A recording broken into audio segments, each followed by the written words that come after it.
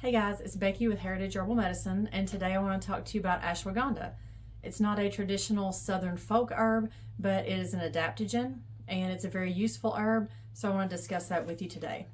I recently made an ashwagandha tincture and listed it for sale on Facebook. I had a lot of great interaction with that, and a lot of people asking, what is ashwagandha? What is it good for? How can I take it? And there's a lot of information, and I found myself typing that information over and over again, and I thought it would be a good idea, hopefully, to make a video to share that information with you and let you know about ashwagandha. So it's an evergreen shrub native to India. It has documented use in traditional Indian, or what we call Ayurvedic medicine, for thousands of years. Its botanical name is Withania somnifera in Latin. And somnifera means sleep inducer because one of its properties is it helps to induce sleep. Its common names are ashwagandha and Indian ginseng. The Indian ginseng is because it has a lot of the same adaptogenic and balancing properties as American ginseng. And the word ashwagandha is a combination of two words, which in Sanskrit mean horse and smell, because a lot of people think that ashwagandha smells like a wet horse. Personally, I don't. I think it smells very earthy, very dirt-like. I don't want to say dirty because that has a negative connotation, but dirt-like and slightly bitter. And in my experience with medicinal herbs, a lot of the root herbs where you use the root of the plant, especially when they're thicker and woodier roots, tend to taste earthy and dirt-like. And my theory on that is because that's where they grow. They live in the dirt. They soak up a lot of the constituents of the soil. Ashwagandha is slightly warming, and it's a member of the nightshade family. So it's a cousin to things like tomatoes, peppers, and eggplant. It's a nervine, tonic, adaptogen, energetic, balancing, and anti-inflammatory herb. And we're going to talk about each one of those things individually. It's generally used for things like stress, anxiety, insomnia, even fluid retention, and exhaustion and fatigue. And so its main use is as an adaptogen. You may be wondering, what is an adaptogen? Well, an adaptogen is an herb or substance that helps your body adapt to stressful states, to tolerate and cope with the stress, and to overcome the stress. And like I often tell people, if you listen to an herb's useful constituents and its useful properties, you may think, oh, that's what I need. And sure it is, but don't fall into the fallacy of thinking, I'm going to take this herb and all my problems are going to go away.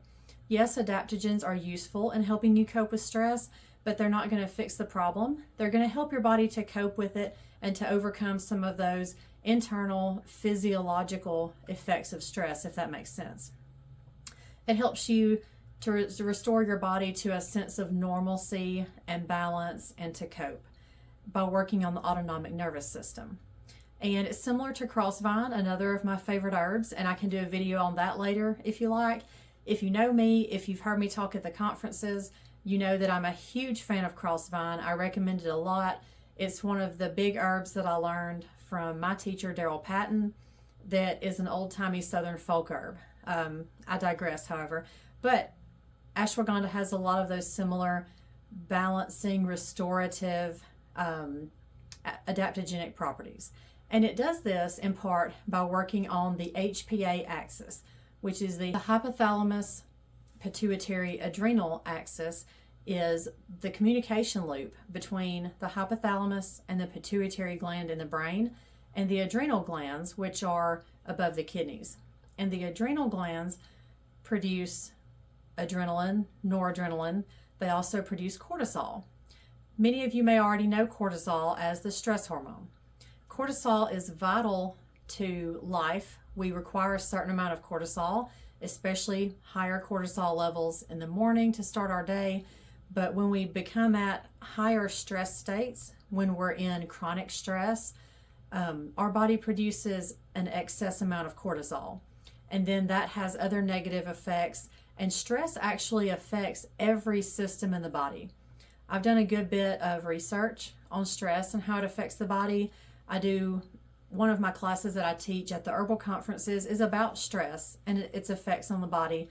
Literally every system and almost every organ in the body can be affected by stress. So managing our stress and using our herbal helpers to cope with that is a huge help to our system overall.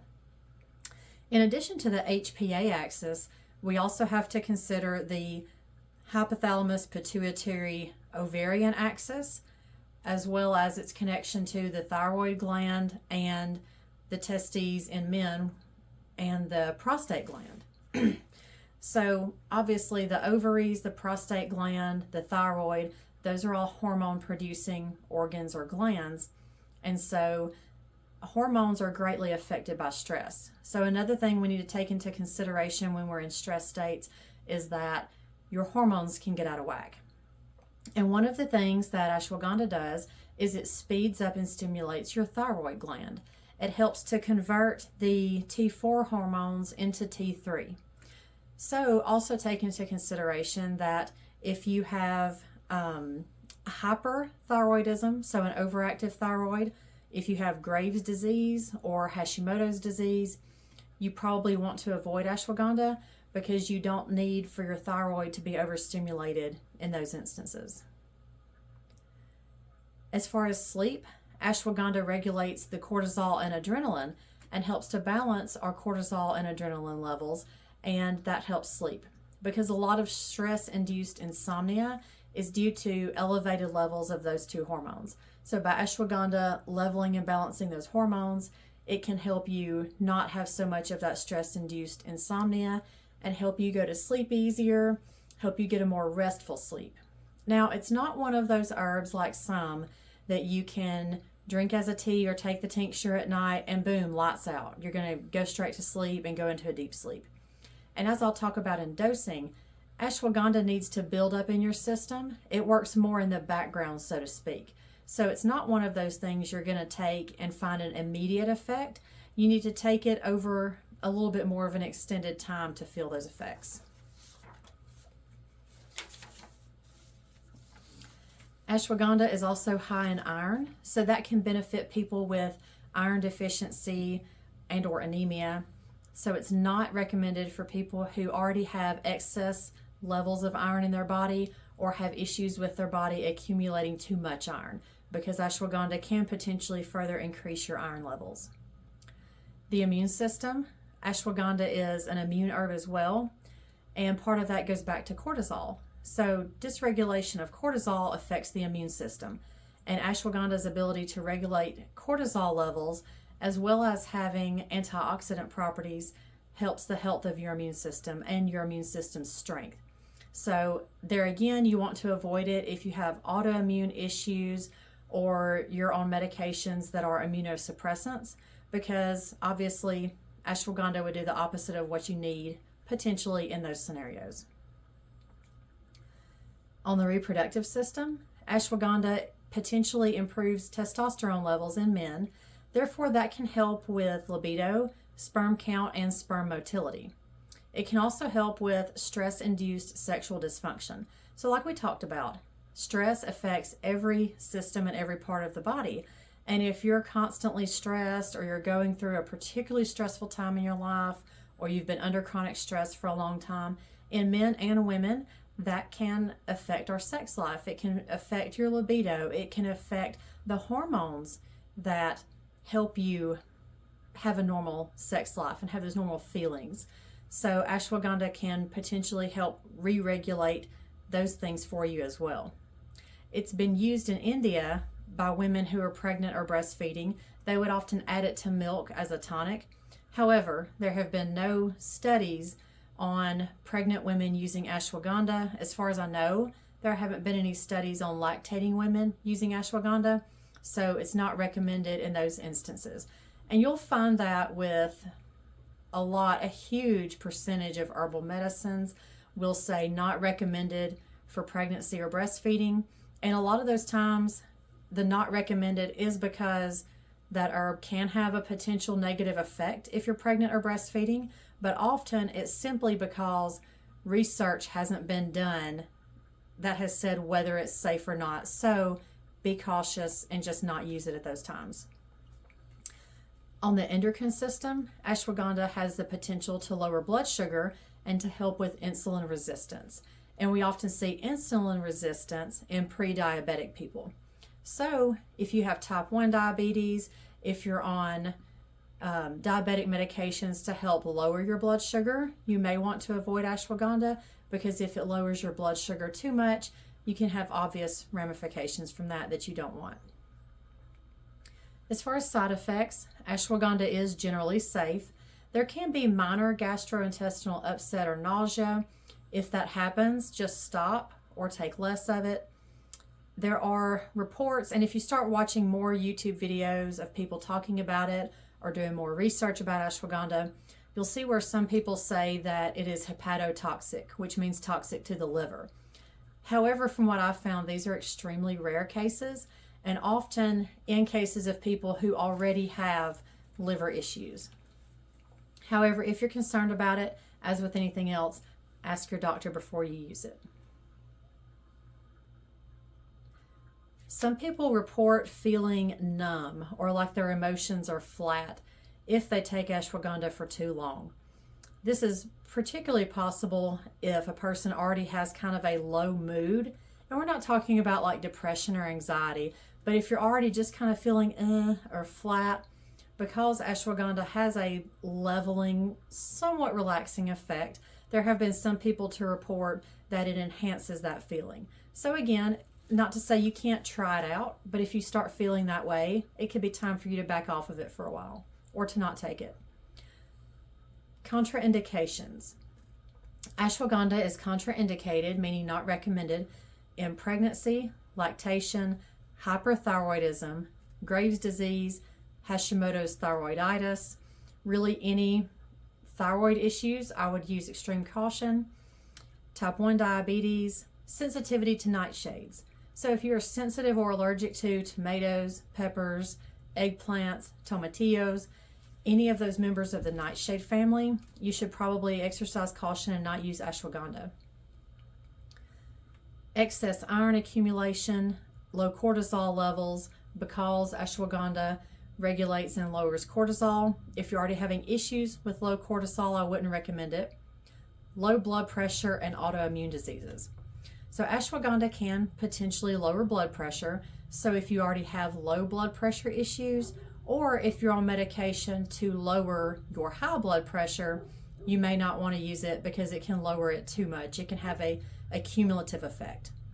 And also with the autoimmune diseases, we're talking about things like lupus or rheumatoid arthritis. And also if you're on any kind of medication that is an immunosuppressant, for example, people who are getting ready to have an organ transplant or have already had an organ transplant, you don't want to use ashwagandha or any herb that is an immune stimulator or that's going to build up the immune system, because obviously it's going to have the opposite effect and then cause your body's immune system to fight against itself and can be more damaging. Interactions.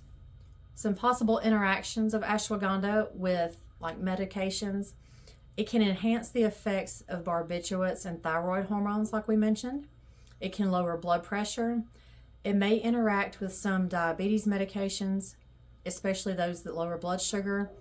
It should be avoided while taking immunosuppressants, benzodiazepines, and central nervous system depressants, because it can amplify those effects. Now let's talk about dosage. One of the big questions I get is, how should I take ashwagandha? You have several options. The three options I like the best are capsules, teas, and tinctures. If you know me, you know I'm a huge fan of teas and especially of tinctures, because I love making my percolation tinctures. But it really comes down to whatever you're willing and comfortable to take and whatever is going to be easiest for you. So the capsule route, you can pretty much find anywhere. You can find it at Walmart. But I encourage you to do your research on vitamin and supplement companies and to find a high quality supplement that you trust, that is going to have good potency and good clarity and good ingredients. If they have third-party testing, that's even better. So find a high-quality supplement. If you're going to take something to help you be more healthy and to help you feel better, I understand finances are a thing, but try not to cheap out and buy the cheapest option, because sometimes that's not the best option. You want to get something that's from a trustworthy manufacturer. And then teas. You can find teas out there, again, on the internet from reputable manufacturers that either have ashwagandha by itself, or the ashwagandha may be in a blend. I have a tea blend from Republic of Tea that has ashwagandha as one of about 10 ingredients, and it's for an immune tea, like for the wintertime, to help build your immune system.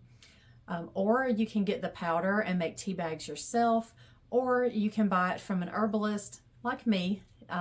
If you know an herbalist who can specifically make those products for you, or who carries them in stock, tea bags work great, or loose tea if you want to use it. And then, of course, tinctures. A tincture, if you don't know, is an alcohol extract. So that means that we use drinking alcohol, like vodka or something, usually vodka, to extract the medicinal components of a plant. And tinctures have a whole lot of benefits. I won't go into that too much right now, but they're convenient, they're quick to use.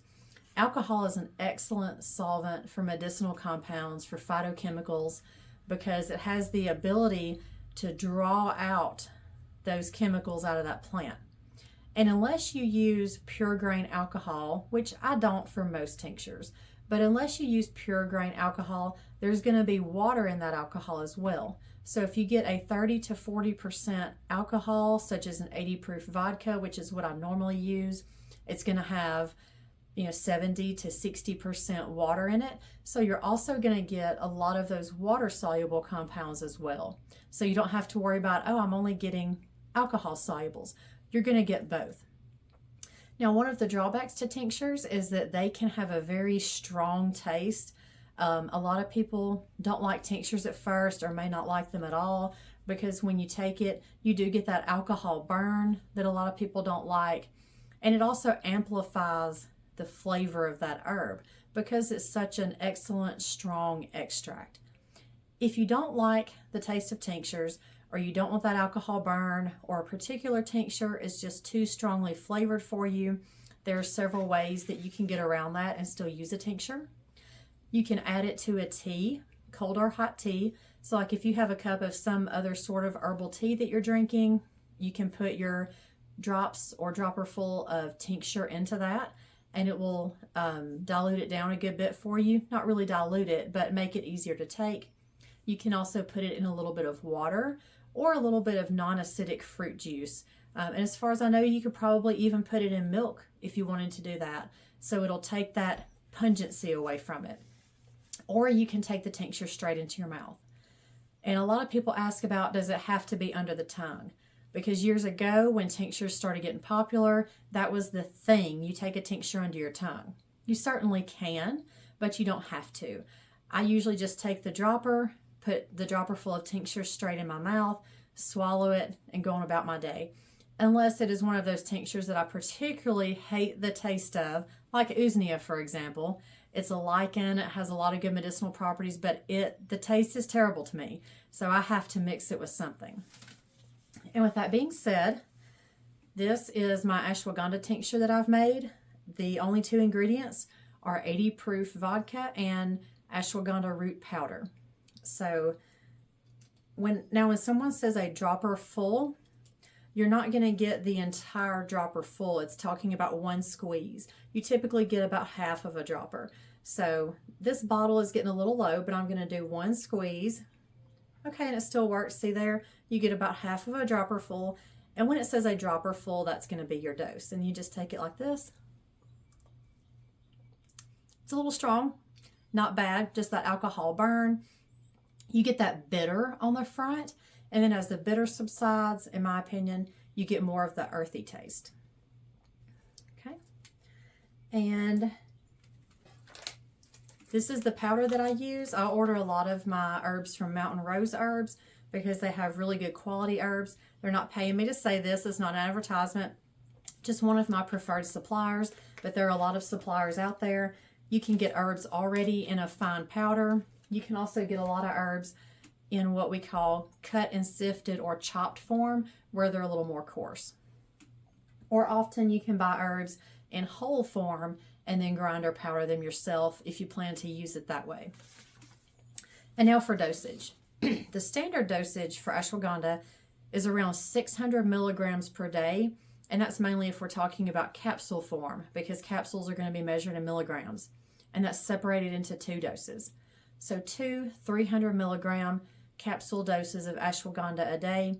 Some people go up to 1,000 milligrams a day, and it's always recommended, like with any herb, to start out lower, and then if you feel that you need more, especially over time, you can increase your dosage if you feel like it. For tincture, which is what I just showed you, I use a 1:5 ratio, which means 1 part herb to 5 parts alcohol. And for that, I recommend 1 dropper full, which is going to be roughly 2 milliliters or about 40 drops per day. Excuse me, that's twice a day. So 1 dropper full twice a day. And if you want to do morning and evening, that's fine. As an aside, another thing I just thought about mentioning that some people may ask, is it going to make me sleepy? If I want to take a morning dose and an evening dose, am I going to get tired and groggy? I don't know, but from the research that I've read, most people do not.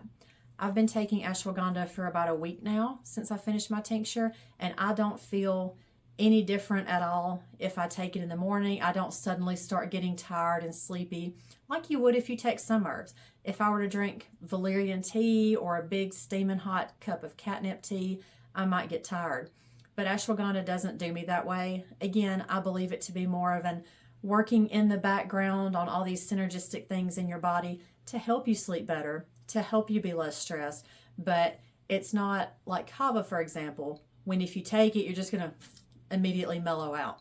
It doesn't do that, at least not to me or to most of the people that I've heard from.